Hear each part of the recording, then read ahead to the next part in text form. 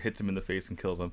So this is gonna be an interesting match. I mean, obviously Love is the more accomplished player this past year, having made it to BlizzCon. But Fuoliver is definitely no slouch, and he's a very accomplished player in his own right. And he's not gonna be afraid of his teammate. I'll tell you that he's the elder statesman of this group at 33, even older than Tiddler, I believe, which is usually not the case. And so we're gonna be getting off with a bang with looks like a zoo for Love here, and for Oliver, we're going to go with a Murloc Paladin. So we got a chance to see Murloc Paladin played yesterday. If I'm not mistaken, the player that brought Murloc Paladin was Sleepy Shaman. You kind of expect some weird things from him, but I wouldn't have expected to see this, consistent Murloc Paladins, 2 days in a row. So already some interesting stuff to talk about. We all know about some of Murloc Paladin's weak spots and strengths. The strength is it's pretty much inevitably a win if you can get the right cards late enough. The downside is that against more traditional decks that are more consistent, it kind of falls short, especially in the mid game if its board clear doesn't come out exactly when it needs to. So you definitely need to draw those equalities and be able to clear things out that way. Right, and even if you do draw things like Power Equality or Quality Consecrate, when you're playing a deck like the Zoolock, I mean, they have so many death vitals. You kill an egg, it turns into a 4/4. You kill a Void Caller, it turns into Mal'Ganis. Sometimes you just can't use that as a be-all, end-all board clear. So that's kind of another weakness to kind of mention here. As we see, it looks like Yolo Miracle, well, they're both Yolo Miracle. I need to not have that habit in my head for this match. But looks like Love, excuse me, is being really, really aggressive here. Going to put out his less resilient minion, but his more dangerous minion in the Night Dragon. Going straight to the face here. The aggression is on in this instance, but yeah, I mean, interesting talking about the Murloc Paladin. Again, going back to that theme of players bringing decks that aren't the greatest on the ladder, but if you can ban certain decks, then it makes it that much stronger here. And that was the plan for Sleepy Shaman yesterday, who is a very skilled and accomplished player.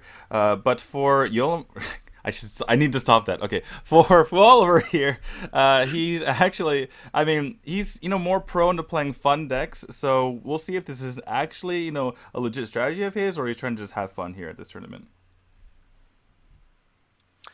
All right, well, to talk about the way that the game is starting out, this is against not necessarily the. I don't know if I can call this like a zoo. It's more like Demon Zoo. So it's got a little bit more of a back end on it than a lot of zoo decks that are just like lots and lots of low minions. You can see the Mal'Ganis, a good example of that. But it's not a big mystery what you're trying to get out of playing a zoo deck. Lots of low cost minions, lots of buffs, and lots of ways to get stuff for free like imps and other things along those lines. But that does mean that it's actually pretty easy for this paladin to get through the early game, as opposed to other classes that might have difficulties with that. Paladin's got a lot of wave clear, a lot of sticky minions, things like that Acolyte of Pain, which you don't really want to clear off with a lot of 1/1s, and things like Sludge Belcher, which are extremely good at limiting all of this early aggression. Yeah, exactly. As far as this turn is concerned, Fuoliver has a really big decision to make. He's thinking about whether or not he should kill that Void Caller, and if he does so, and nothing comes out, or maybe like a small minion like a Void Walker comes out, then he's golden. But if a Mal'Ganis or a Doomguard comes out, then he's really in trouble. And the flip side of that is that if you give your opponent enough time, then maybe they can situate it so that they themselves can control what comes out. And in this particular instance, Love can actually just play out his Void Walker at in-game boss and guarantee that if ever his Void Caller, excuse me, gets killed anytime during Fuoliver's future turn, then he's going to get a Mal'Ganis guaranteed.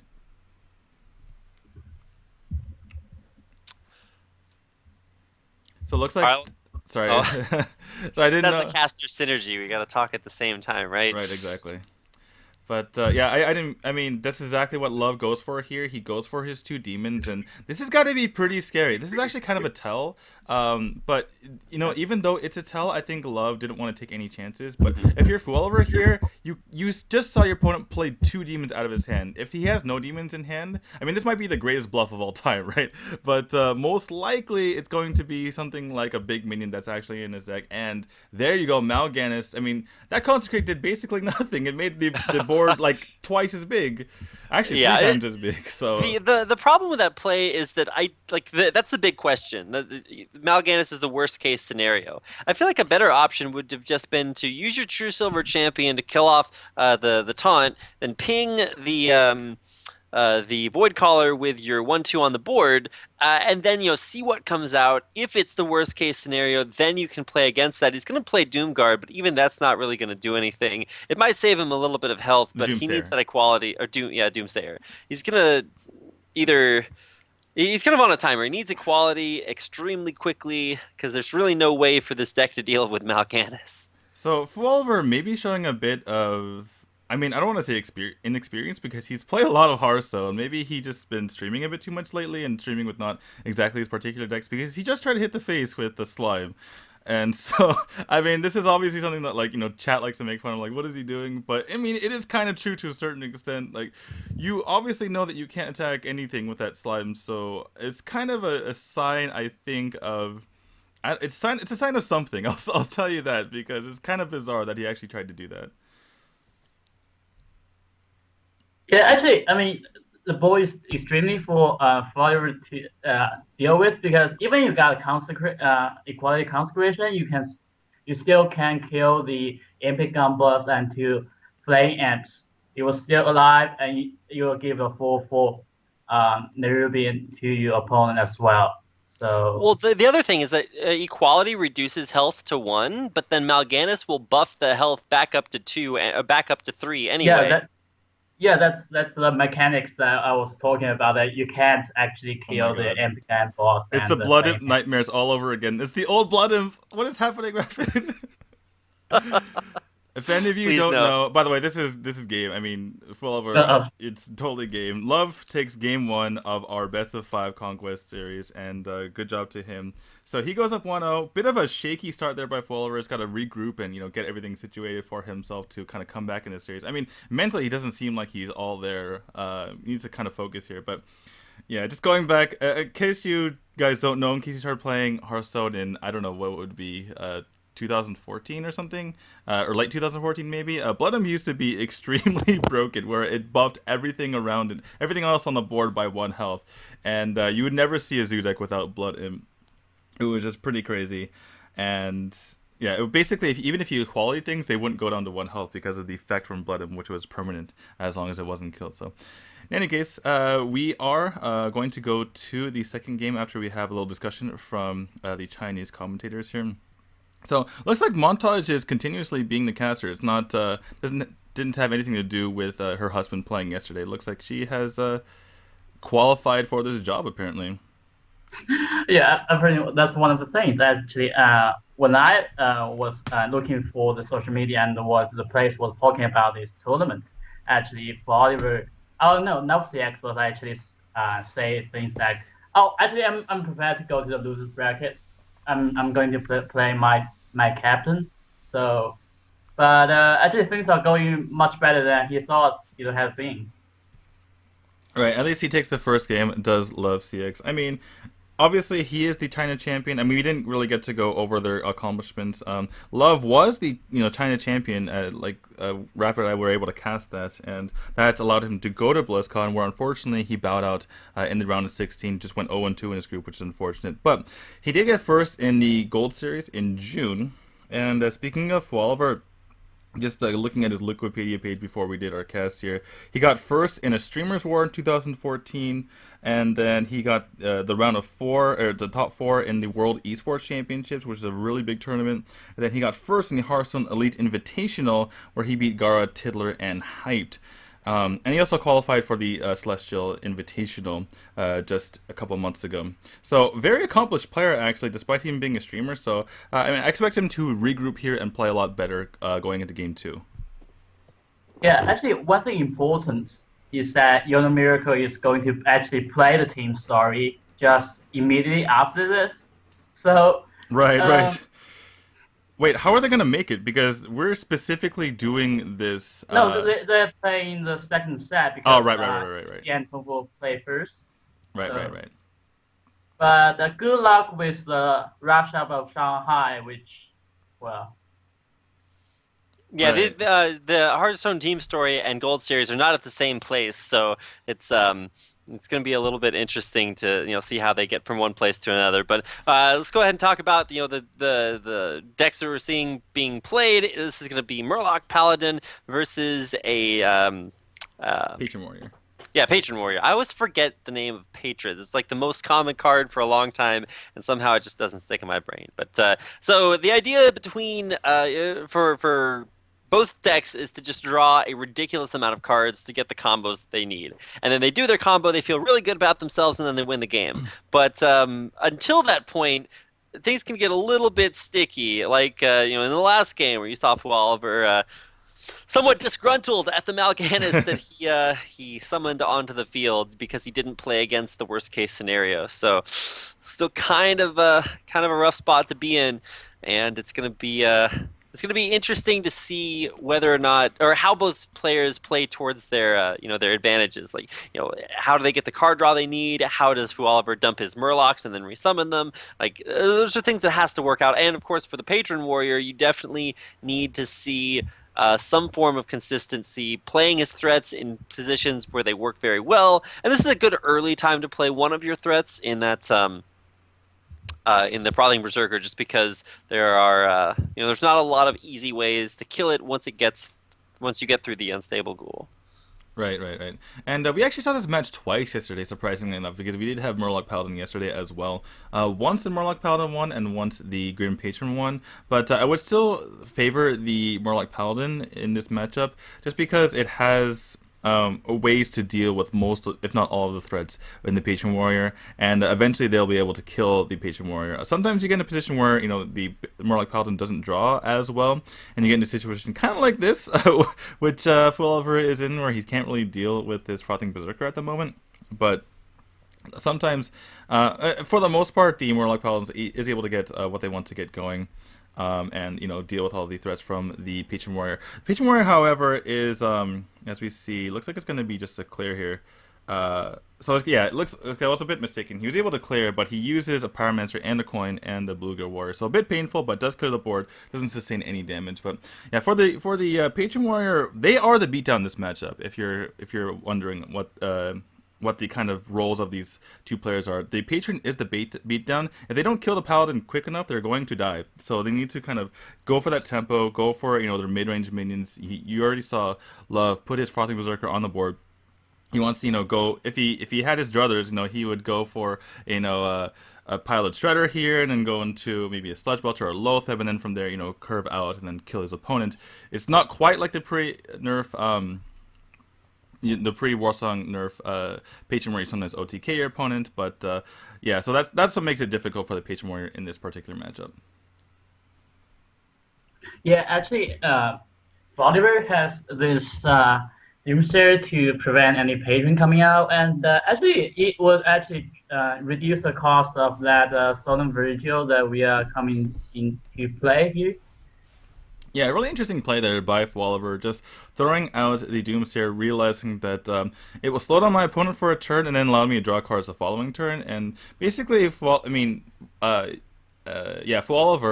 said, okay, we're just going to skip 2 turns, if that's okay with us. I'm going to cycle my Doomsayer, I'm going to cycle my Solemn Vigil here, and both of them for couple extra cards, and we're going to go from turn 4 to turn 6 if that's all right with you.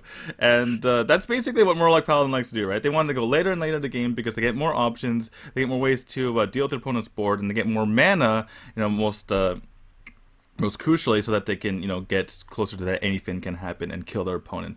So a really interesting play there by Fuoliver, and now he's in an okay spot. However, eventually he's going to have to deal with both Dr. Boom and Grom, so we'll see how this game progresses going forward with that. Well, I think the big question mark is for any Murloc Paladin is you need to kill off your Murlocs. You need to draw them first. It's a step-by-step process. Like you have to clear the board a lot. So that's step 1, just so that you have time to do step 2, which is draw a lot, and then you have to play a lot, and then you have to revive a lot. So it's like a 4 or 5 step process. But if you're able to complete the steps, which eventually will happen, then you just win the game, pretty much guaranteed, because you actually have more damage than anything else. So the question mark is, how do you make that happen? And that's the question that, I guess for both players, it's like, how do you get the card draw? Well, turns out we already have a pretty successful, card draw here from Xingsu, so it's like, well, Fuoliver. From Fuoliver, yeah. So Keeper of Aldemon's one way to deal with that. Then he's going to summon the rest of his board with Muster for Battle to try to just ping off the 1/1. So Dr. Boom is still kind of a threat, but it's nowhere near as scary as 7/7. Yeah, exactly. So that's one way. That's one good way to get rid of, or not get rid of, but kind of nullify a threat using the Keeper Roll them on. Another such, answer, so to speak, for the situation. So I was wondering if Love was going to get really aggressive there. Obviously, you see Keeper Voldemort, the Doctor Boom. He could have read into that and thought that Fuoliver actually had answers in his hand, but didn't want to overdo it for just one Doctor Boom. So it would have been really risky for Love to go for a Grom and kind of overextend in that way potentially. But we do see there's no answer in the hand of Fuoliver here, so that might have been a good play. But gonna play it a little bit slower, and it's he didn't really actually do. It's not too slow. It's actually still a decent amount of pressure. Gets the Shredder on the board, clears his opponent's board. So kind of this play coming back here from Love, and yeah, we'll see what Fuoliver has to do. One thing to keep in mind is that part of the reason why this Murloc deck works at all. I mean, it's not the top tier deck, but it's still a pretty viable deck. And that's because the Murlocs themselves are the top tier Murlocs. You're not using any 1/1s, anything 1/2 that grows with other Murlocs on the board. No real situational cards. I mean, there's even combos that you can use out there. The Blue Gill Warrior plus the War Leader to get basically an Arcane Golem out, which is kind of nice as well. So there's so many combos that you can actually do with the Murlocs themselves, and they're actually useful before they die in the first place. So that's kind of nice. But it does get pretty situational. That's why you need as much card draw as possible. And looking at the hands here, I mean, this is basically the struggle, right? Grim Patron, Patron Warrior is trying to kill the Murloc Paladin so hard right now, but he's having trouble getting anything to stick on the board. He only has 7 damage on the board, which is, seems like a decent amount, but, I mean, there's so much healing in the Murloc Paladin. There's so many cards that Love is staring down right now, so it's not going to be the great situation. Does pick up the Lothar, by the way, and I'm actually surprised that Love actually runs Shield Block, so pretty defensive-minded Grim Patron here. Not going to work out too well for him, potentially. It also, I mean, it cycles, so it's nice for somewhat nice for card draw, but at the same time, like you mentioned, it is a card that is defensive. It also doesn't damage your board, which is good for something that you want if you're playing Patron Warrior. But and it gives you 5 armor. I mean, sometimes you are hitting a lot of things with weapons, so sometimes that armor can be pretty good. But I think the big way that the Patron Warrior gets armors from Whirlwind effects when there are armor smiths on the board. So a good thing to see the quality come down. So now the Murloc Paladin has the opportunity to clear out anything on the board. So he's safe. So he doesn't really have to worry about too many scary things happening because he knows that whatever happens, he can always, always, always just kill it, which is an assurance that Paladin has that not a lot of other classes can say. Yeah, exactly. So no matter what comes out, the only problem is that there could be, a 2-drop that comes out of that Shredder that could be, pretty threatening. But yeah, like you say, for the most part, he's in good shape right here, and we'll see how Love goes about dealing with the situation, right? Because he wants to put as much pressure on the board, and typically that means playing out that Lothar in hand. To make sure that the Paladin can't really do anything, and basically playing the Lothar out in a turn in which you are, about to do a ton of damage. So, not going to be doing that quite yet. Picks up a Korokon Elite, which is a card you've seen somewhat recently over the last month and a half or so. Basically, it can be a defensive card. Take out a minion. Sometimes, even if you're playing its aggro, you'd rather have that than Paladin Shredder. And it can also be an aggressive card toward the end. If you really need that 4 damage, sometimes, sometimes the other player can put you on only having, 12 damage total. With Grom, it's like, nope, I have, actually this extra Korokon Elite that I can kill you with if your Grom dies. Yeah. It's like mini Grom, but right. It's kind of interesting to see the decision-making process there. I think a much better option would have been playing the War Leader, Pyromancer, and then Equality, because that not only kills off everything that you need, but it sets up for a perfect anything next turn. That dishes out 1,000,000 damage anyway. This way, he actually wound up giving away, I think, like 3 extra armor over the course of those turns. And I'm not sure if that's necessarily going to be too impactful because we all know how infinite the damage for Murloc Paladin is. But it'll be interesting to see if he might have used a little bit too much there. He still has Pyromancer Equality combo in hand, which is always nice. But I'm not sure. What do you think about that way to clear the board, D2? Well, like you said, he is retaining his equality. He's retaining some of his options as far as board clear, and he doesn't really need the consecrate if he has the power equality. And on top of that, I think he really, really wanted to use Solemn Vigil there. He really wanted to, draw deeper into his deck because he knows he needs both. Anyfin can happen, anyfins can happen, anyfin cans happen. Where's the S go? Anyway, so he knows he's going to need both of those cards in order to, win the game here. And basically drawing that. But he's put himself in a bit of a hole here, as you can see. I mean, 9 damage on the board with, that Despite in hand. So basically, you have, 12 damage coming out of, Love's hand here with a ton of damage on the board, 13 damage on the board. So, I mean, I don't know. Actually, how do you get out of this if you're Fuoliver? I think this might actually just be a game. He can power equality, but then he's dead anyway. Yeah, unless you guys see anything different, I think this is game over. It certainly seems that way. I'm not sure. There are things that you just can't come back from, and one of them, at least as a patron warrior, is having too many of your threats cleared out. There's that pesky patron which we've seen in the hand for a very, very long time, but I think maybe LoveCX has been a little bit too hesitant with that almost.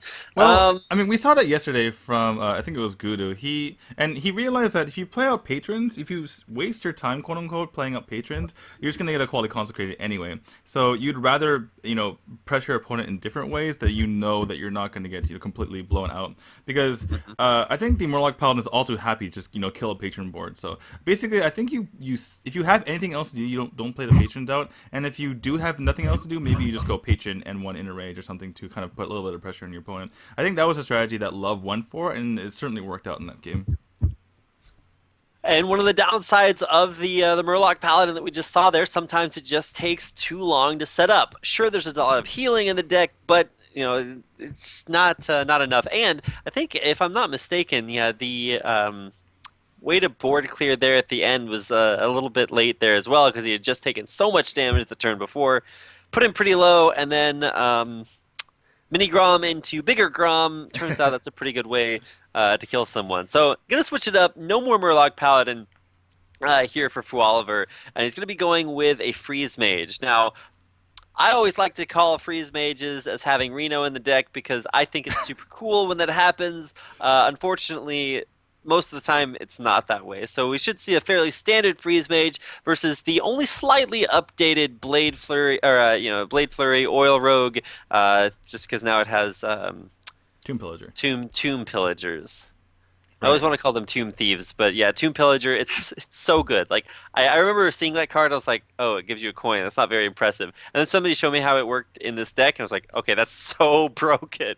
It's pretty good. Yeah, and shout out to Colento, because he was the one who said, this card, by the way, we're going to have a kill on this Mad Scientist, which means that Love almost certainly knows that this is Freeze Mage, because if you do that against a Mech Mage or a Tempo Mage, you actually get your SI7 immediately Mirror Entity right there, which is kind of a problem.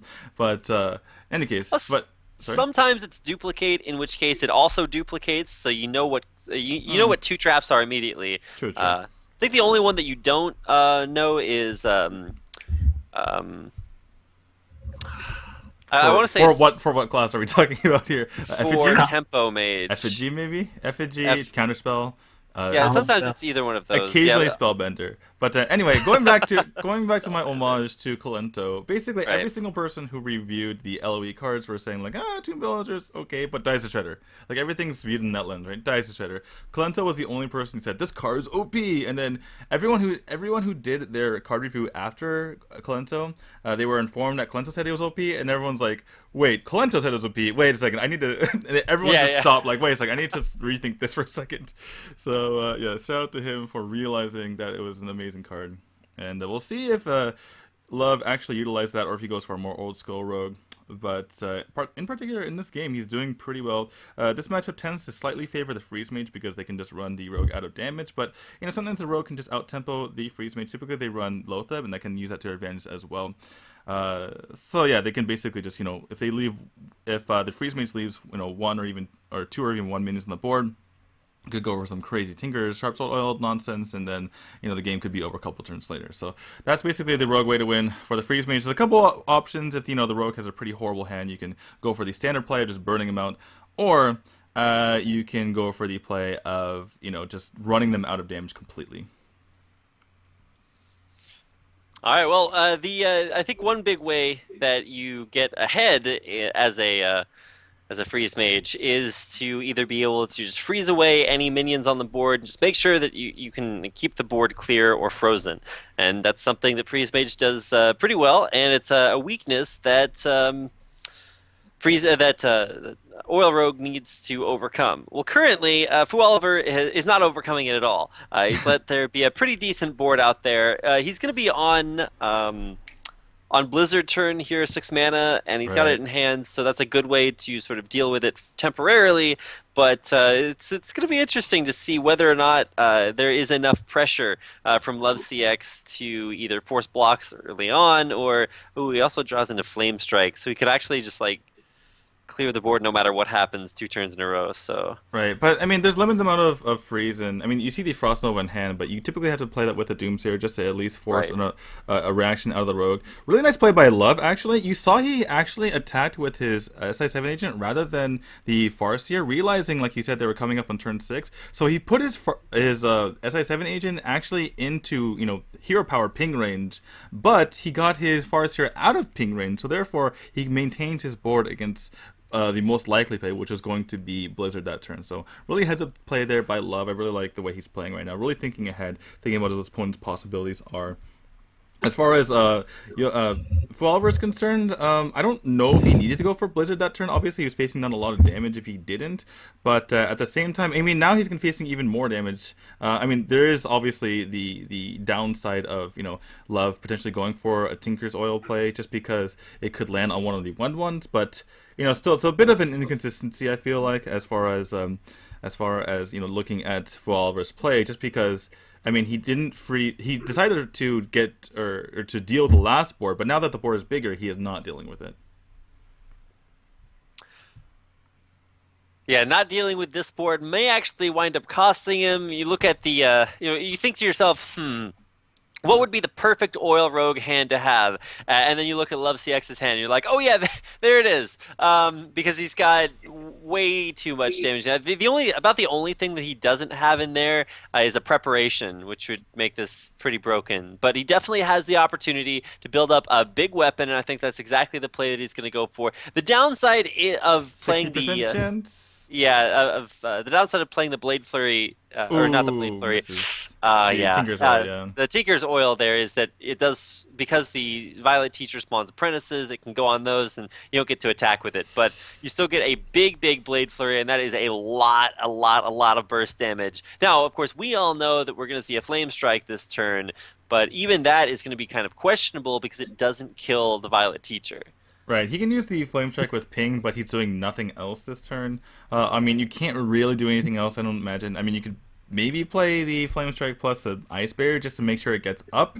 That could be actually a play, honestly, just because if your Ice Block gets popped, then you don't have an Ice Block in hand, you'd have to basically Frostbolt your own Mad Scientist. So maybe he decides to go for a Flame Strike and Ice Barrier just to make sure that it gets procced. Because you could be in a situation like you face when you place Hunter, in which case they don't even have to touch you. And I mean, if you see consecutive, I mean, just looking at the situation, right? I mean, from Love's point of view, or from Fuoliver's point of view, maybe the opponent, if you do this, right? Maybe your opponent just goes, Dagger, Deadly Poison plus SI7 agent. They pop the block right now, and then you put up your Ice Barrier, and then they eviscerate you to death. So that could be, something that could be problematic here for Fuoliver. But in any case, nothing like that. But there is going to be the block popped right now, which means that Fuoliver basically, I mean, I don't think you can rely on your opponent not using a direct damage spell here. So I think he has to actually go for the Mad Scientist and kill his own Mad Scientist here. I think he could also play the barrier into the heal bot, so he will basically heal for 16. So, right, that is true. The one, I guess, problem here is, well, you have seen one eviscerate, so that's true. Yeah, it's pretty unlikely, I suppose, that you're going to see, spell damage plus eviscerate plus something crazy like a blade flurry. So that could be a better play here. You're absolutely right. And we'll see what he goes for. Looks like he's heading for, yeah, he picks out that Healbot, goes for the barrier and the mad scientist as well. And looks like he's going to frostbolt down this guy, and going to be a light well, which is not too scary. It's going to start healing up Love here, which could be useful if there's an Albatross in the future, but for now it's not providing any sort of attack power. Oh, Spring right on time. Sprint is kind of nice, but you really, I mean, you wish you had prep in this situation, right? Because you can't really do anything else.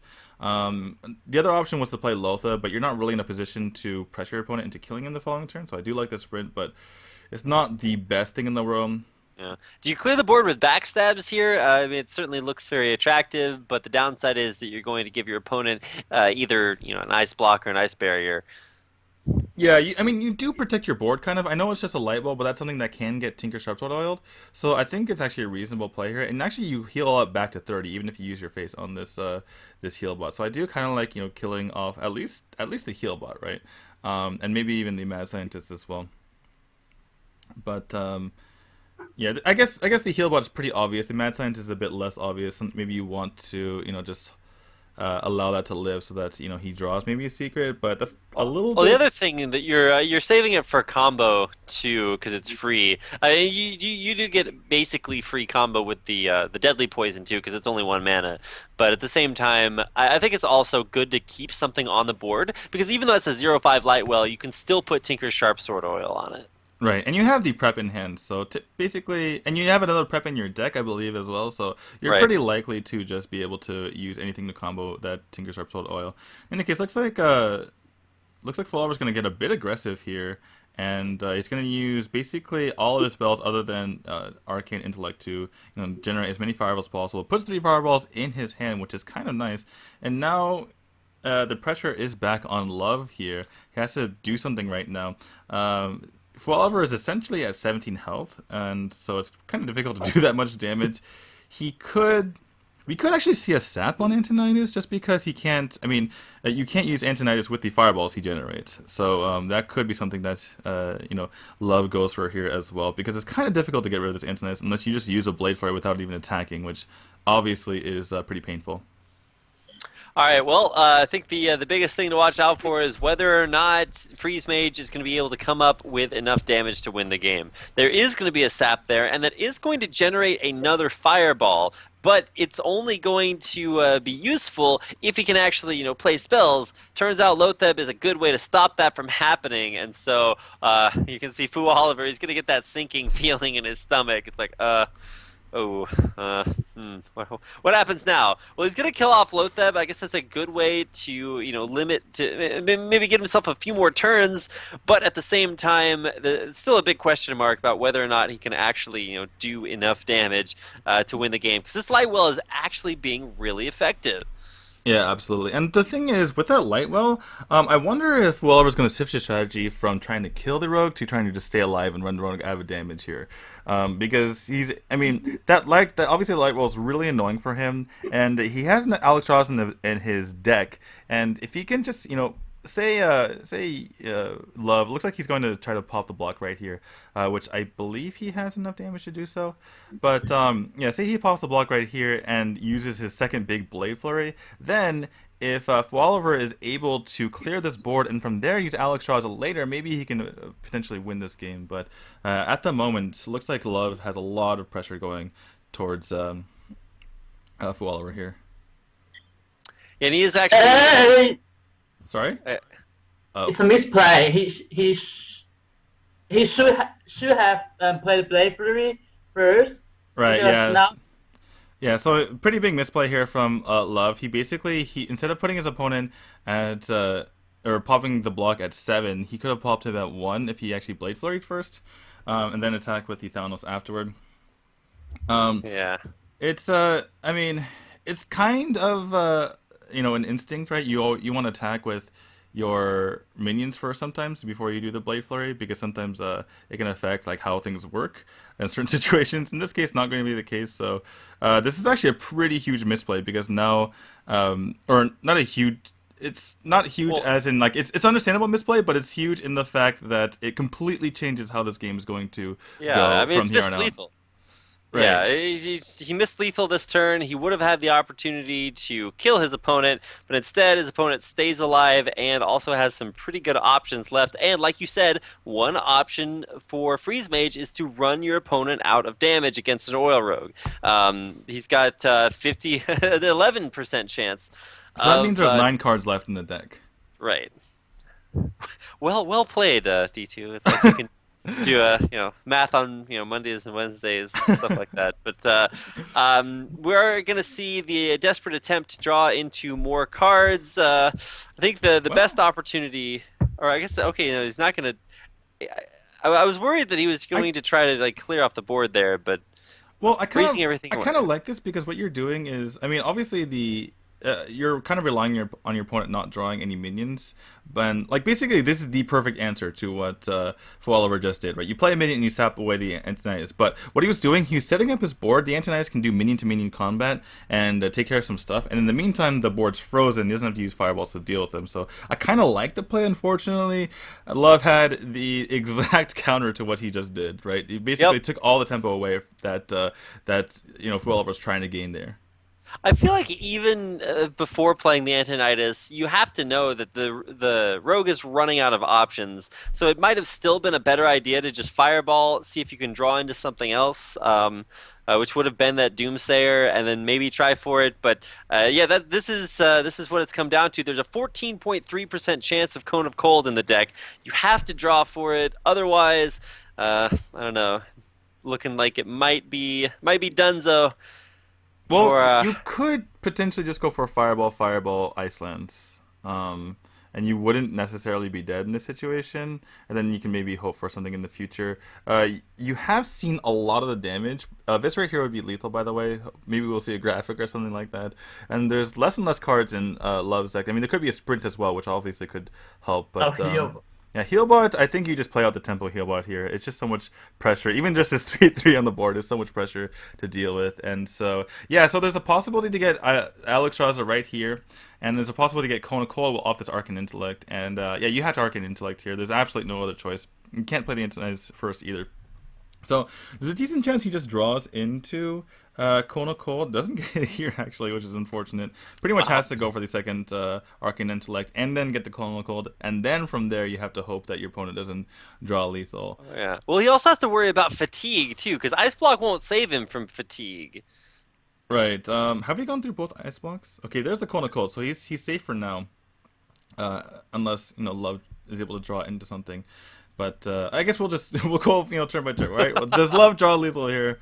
Let's see if it happens, and that is going to be Yes. it. The Celsi Deccan, haha, Ah, there got you him. go. One of the most appropriate Hearthstone sounds All right. for a card. Yeah, big the big play there. I'm not sure why he's shaking his head. He did pick up a very clean win. One of the best series that Well, we've seen so far in Gold Series. I think he's just kind of embarrassed by his misplay earlier. It could have been much Yeah, easier. yeah. But That is true. all right, so Love takes it over his teammate 3-0. Pretty surprising result, actually.